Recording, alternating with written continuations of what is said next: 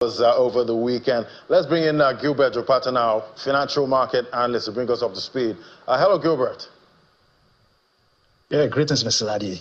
Good afternoon. Yeah, good afternoon. So, yeah, it seems Trump is serious about Bitcoin, going by what he said at the Bitcoin conference over the weekend. How is the crypto community seeing this? I could hear a lot of shouts of joy at that conference. The thing is, this software or this monetary system has come a long way from retail enthusiasts, adopting it towards having institutional investors. And now we are getting into a level where we are seeing governance and good regulatory playground coming in. So President Trump being available for the Bitcoin conference and promising, I think one of the major things he promised was a national strategic reserve for Bitcoin. I think it's a big deal. Not just for the cryptocurrency market, as an industry, but I also think for the development process of these assets and America in particular, because it's a big deal because we have seen smaller countries like El Salvador getting in, with mining, Argentina as well, but we've not seen a big country like the United States, stepping in. And so Donald Trump, if he fulfilling his promise, that is if he gets to become president of America. And, it's not necessarily that Bitcoin is going to replace the dollar, but this is like having a decision and acknowledging that Bitcoin is a disruptive, asset class, as well as acknowledging the technology that backs it, understanding that Bitcoin is scarce, and also consider, look, let's have this in our balance sheet. I think that this is a right step for any country out there, especially a big country like the United States of America, knowing that Bitcoin is a digital property and acknowledging the democracy that runs it. To me, I think Bitcoin is the United States in monetary codes, where the democracy has the legislator, it has the president, and also have the lawmakers. In Bitcoin, we have node developers and miners. And it is actually, if you ask me, is the United States put on monetary policy running on codes. And I think that we are going to have more countries acknowledge it and also embrace it on the long term. And this is quite huge, not just for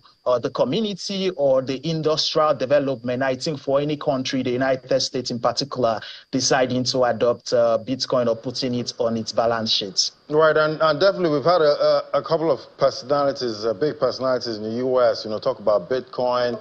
We've had the likes of Elon Musk and the other ones, that don't really move the markets anymore when they speak. But do you think former President Trump is going to become the next Bitcoin shiller? And do you think he will still shill Bitcoin if he gets the presidency? Okay, the thing is, we have seen not just in Bitcoin, whenever the United States president, he wants to speak, the words he uses about any asset class can actually push prices of the assets up or down. But I think that if he gets into being president, and he's somebody who supports this asset class. It's just like when he was president, when it comes to real estate, his stance in real estate. I think it's the same confidence he's going to give to global players and investors if they understand that the president of the United States of America loves and understands Bitcoin as an asset class. I think he's going to give large confidence to investors, knowing that regulatory policies and monetary policies that will come into play will more have favor on Bitcoin rather than the other way around. And we're seeing Bitcoin showing some signs of revival at this point. Do you see Bitcoin actually outperforming this week?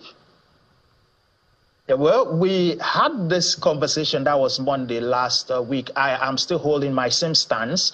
Bitcoin carried a build-up, from I think about a week and a couple of days, and that build-up was meant to take us to our resistance level. I understand that there are a lot of bullish stance there in the marketplace, but I am snake bite careful technically because as we have moved into the resistance level, Bitcoin is forming a descending descending channel. So I think that there is a probability of outcome that Bitcoin is going to bounce off from the resistant level than a breakout. But regardless, we'll watch the market. But I'm snake bite careful that once we get more into this resistant level, breakout is less of a possibility. Even though I'm not taking that out, it can happen. But I think that the descending channel we have technically is a point of carefulness that investors should be aware of.